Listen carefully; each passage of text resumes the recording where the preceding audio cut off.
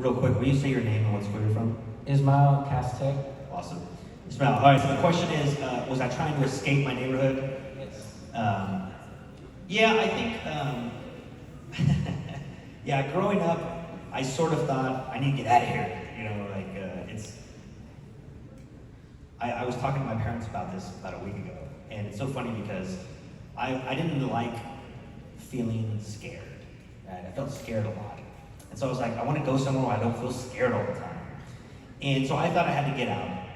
My parents have been in the same house for like 50 years, right? Same neighborhood. And what I realized, looking back, is that there's one story in the book where I almost get shot in a drive-by, like I'm in the middle and they're shooting. That was the only time my parents tried to get it to find another house.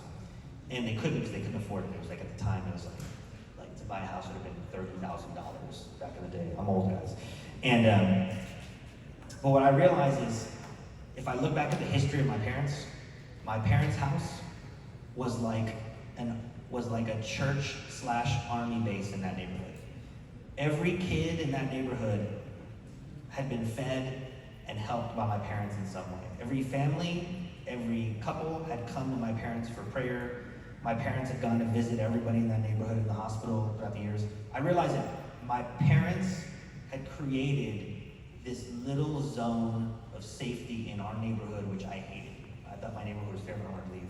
And I realized that it would have been a terrible thing for my parents to have moved away. And I think that we need to be better neighbors where we are. There's that phrase, bloom where you're planted, right? And that's what my parents did. They took a bad neighborhood, a neighborhood they were in that was bad, and they made it better by being there. They made it better by serving people, by helping people, by cooking for people, by visiting people. And I realized that I just can't run away from these things. You gotta run back.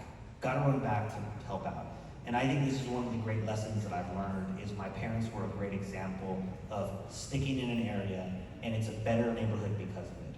And so the answer to your question is, for a season of my life, I wanted to get the heck out of there. And now I want to run back because I realize that's the right thing to do. Yeah, great question.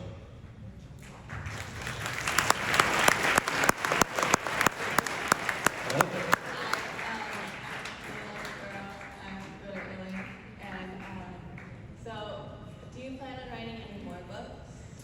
I do. I'm probably going to write about 10 books. I have 10 books in my head, so I just started the next 2 at the same time. And the next ones are sort of kind of boring. One of them's on company culture. So when I worked at Rackspace, there was a season where the culture was just unbelievable. I just skipped to work every day. I loved it so much. And there was a season when it wasn't so awesome. And so I'm going to write a book about the things that I think make a company culture great, people want to work at. And then the 4th book I'm going to write is on gentrification. Yeah, good question. Who's got the mic? Stand up. Hi, I'm Ashley from Castillo. Oh, here we go. Sorry.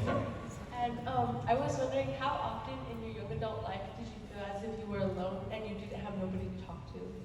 Oh man, alone and no one to talk to. Yeah. So it's weird how you can feel alone when you're surrounded by people.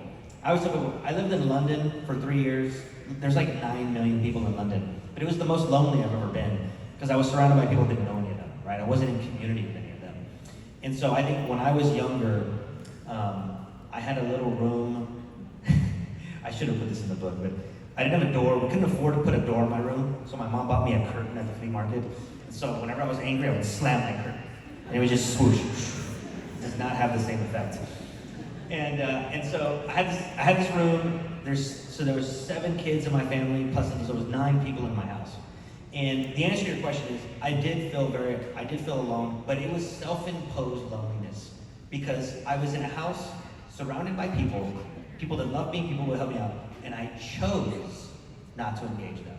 I chose to put my headphones on, open my comic books, and not deal with what I was feeling, right? And I think that to me, this is one of the great lessons of the book is they were there, my family was there. I'm the 6th of 7, so just me and my little sister. Everybody else was older than me, which means I had 7 people ready to help me, ready to spring into action. But I made a choice to be lonely and create this tower where I was by myself. And so it just wasn't very productive. And then you start adding like depressing songs, and I forget about it. Are you kidding me? Like, put some bad country on there. There's nothing worse than sad country music. You're like, oh God, it's a tear in my beer. And so I think that the answer to your question is I did feel alone, but it was self-imposed. When I would go to school, I would open up with my buddies, about the things we were going to, but I never got deep. I never talked about things that were actually very important, like, hey, I'm really struggling right now, or hey, I'm afraid, or hey, I'm anxious, or hey, the things that used to bother me were like, there would be certain people that I went to school with that were just very explosive. Certain people where I go, if I look at that guy the wrong way, he will literally beat me up. And so I'm like, how do I not look at that guy? How do I not be on the same floor as that guy? And I should have been talking about those things, not just walking around, hunched over in anxiety. And so I created this cocoon of loneliness, but it was self-imposed. And so my encouragement to you is don't do what I did, right? Don't choose to be alone, especially when you're surrounded by people that actually want to help you. Yeah, great question. Yeah. Yes, ma'am. Hi. How did you, what were you thinking around that age? Were you just like, oh, I'm just gonna wait till I get older so I could just leave? Or what did you try to do to make the best of it? Well, I didn't really have a plan. So to me, during that time period, I was sort of in survival mode. So I was like, what do I gotta do to survive? And so I sort of created these rules, which was, okay, if I stick with my friends, there's like 10 of us. It's harder to beat up 10 guys. So if I can get in the group, then my probability of not getting beat up, goes way up.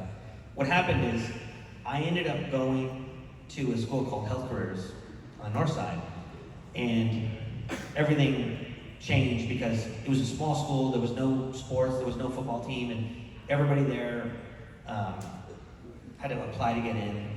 And for whatever reason, it was just safe. I felt safe. I remember I walked into the bathroom, and it was so clean that I thought I was in the teacher's bathroom. And I ran out, I was like, oh my God, I just walked into the teacher's bathroom. But it was the student's bathroom, and I was not used to that. And so I think that to me, if I'd have been your age, I would have gone to Cast Tech. I would have gone to a Cast Network, right? Because I wanted to go to something because I knew I wanted to go and try these other fields. But the answer to your question is, I didn't have a plan. My plan was, how do I survive and stay as safe as I can, when I could have had a plan, and I could have said, hey, what are my options, what do I gotta do, and start talking about it. If you notice the theme of my answers, my mouth has been most of my problem throughout my life. Either shutting down, or when I don't like someone, talking too much trash. Those are the two problems of my life, is my mouth. And so, in your question, I didn't open my mouth and seek help and seek advice and seek counsel at all. And so I was just left trying to figure out, how am I gonna live this thing as a 12-year-old? And I just didn't think it's healthy. So I did not have a plan. I wish I could have gone back and done it a different way. Yeah, good question. Where's our next mic? Yes, ma'am, in the back. So you had said earlier that if you could go back in time, you would talk to your mom about all the problems that you faced. My question is, if you did do that, do you still feel like you would have written the book? Wow. I think so, and I'll tell you why. I think I would have written it just because I think what would have happened is when you read the book, you'll see there's just a lot of crazy stories in there, and I think those stories would have still happened, right? But the difference was I would have rather experienced those stories without all of the fear and anxiety I had. I would have much rather said, hey, you know what? It's okay. It happens, whatever. But it's not the end of the world. They're not going to kill me. But instead, I was just paralyzed by fear, right? And I didn't eat, right? I didn't go to the bathroom. I didn't do all these things. So I would have rather seen all those stories happen just being a healthy young person. Instead, I chose the unhealthy route, right? Which was, who doesn't eat for years lunchtime? That was this guy, right? Don't do that. But I think if I would have told her, she would have made me feel so much better. She would have let me vent. She would have let me get it out and cry if I needed to. But I would have felt it would have been a healthy exercise of my feelings as opposed to bottling them up. But I think I still would have written the stories just because, you know, if 10 guys are going to throw a fight down, whether my mom told me it was going to be okay, it was still going to happen, you know. But I would have been better prepared for it. Yeah. Thank you.